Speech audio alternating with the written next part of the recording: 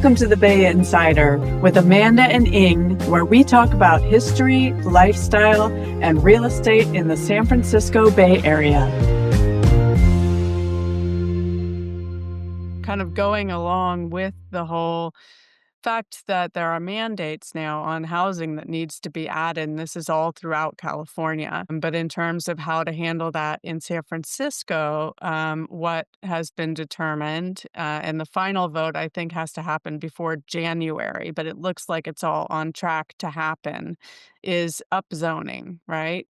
Yep. And what upzoning is all about is creating new rules for building within certain corridors. So, trying to encourage building along transit lines, business corridors.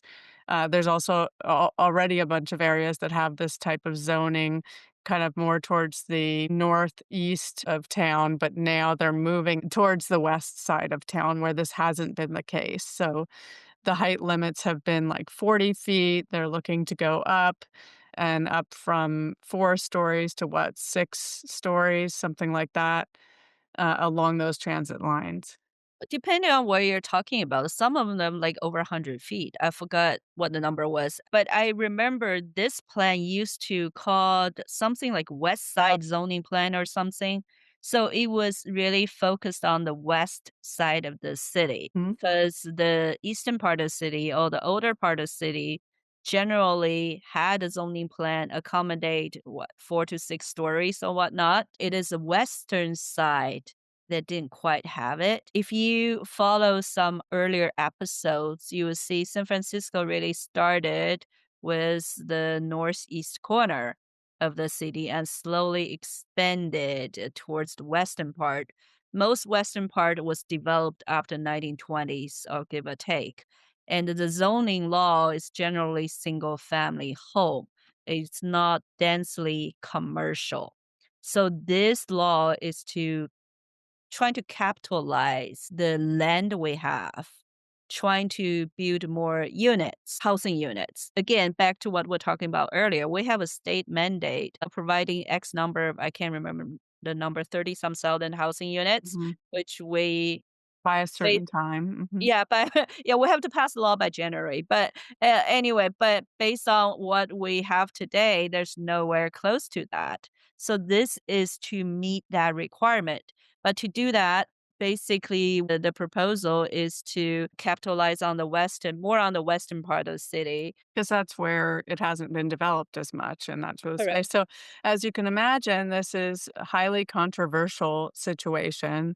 There's definitely the NIMBYs and the YIMBYs, right? Not in my backyard, yes, in my backyard camps. There's things to like about this plan, and there's things to be concerned about with this plan, and in terms of creating the extra housing, I feel like, personally, if it's done right, it can be great, right? If it's done tastefully, if it's done in such a way that they use city planning to encourage more business for those businesses that are in the area, and it's a pleasant kind of way to get around there, I think it can be great. Also, I think they have to be really careful about putting in the amount of affordable housing, market and below market rate, and intersperse that right, Yeah. because if you don't, then you actually end up increasing the cost of living.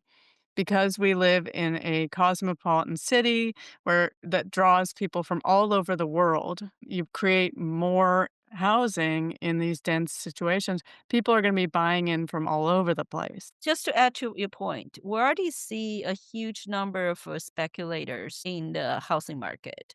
We're just talking about single family speculators. Now, for the commercial, same thing will happen.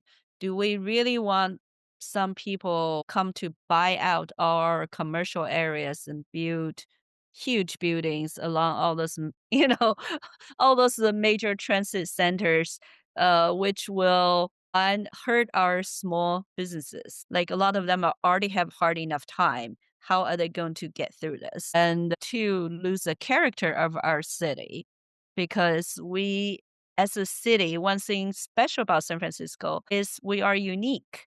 We have this zoning law, so we have the unique look and feel of different neighborhoods and different areas. Do we really want those tall buildings, the shiny buildings in every single major streets? Because that's going to change everything. And then obviously tenant protection and all that will be another issue. So my feeling on this is rather mixed. I don't know. I mean, I think we need to increase housing along transit corridors. That's my feeling. Correct. I'm very nervous about how it's going to be done. As you say, with the shiny buildings, I don't need a bunch of shiny buildings. I want them to be tasteful and muted. But you know what I mean, though, because generally what Yeah, no, I happens, know. it's all glass and Oh, they all have no, the same I look. absolutely. I mean, I'm the first one to say that, a lot of what's happened in, say, Noe Valley with the new construction of just ripping out the souls of houses, to me, is an assault on, uh, Our city, our city. architecture, So right? I don't like that. No, I Uh, don't like that either. Yeah. So we can see as much as we understand the philosophy or objectives behind this legislation, we're really worried about its implementation of it. mm, Correct? That's basically we're on the same exactly. page on. As with anything, because many times the most well-intentioned things go awry. So Mhm. we're I would say we are cautiously optimistic. I don't know. I'm not quite there. I am really worried about it. We'll see. So Ing is in the cautiously pessimistic camp, and I'm in the cautiously optimistic camp.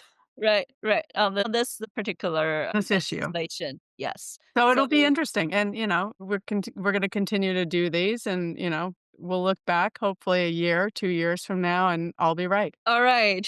Let's hope you're right. I like to see our city changing for better. And we do see a lot of positive changes lately, by the way, just for anyone who's listening, thinking San Francisco is so horrible. We are actually coming back very strong as a city. If you ever go to any of the festivals, events, They're and amazing. right? People everywhere. There's so much happening in this city, and it's getting a lot cleaner. I mean, I'm not saying it's clean.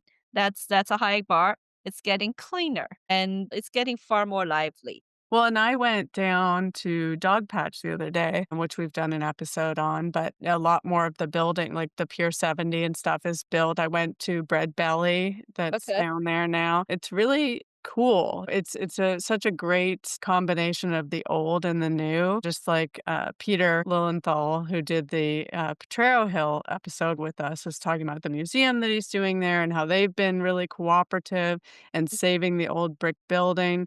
Like, that's what I wanna see in the development of San Francisco, is a melding of the old and the new, and Yeah. respecting the past, but moving into the future, and I feel like we're doing it. Just like, so sometimes we go into a house that being renovated. Sometimes when they do renovation, they keep the historical elements of it. The house has the unique feel, but it's updated. And sometimes you go in the house, it's all black and white, shiny, like it could be in any city. What we're saying is we prefer to see the restored, updated property rather than a complete rebuild that doesn't have much Mhm. character, Right. Right. right? Right. Updated is good. We don't wanna be using, the heater from 1970 or something like that, but character, Character, we like it. architecture, and uniqueness, charm, all those things we love about our city. So let's hope those retain, stay.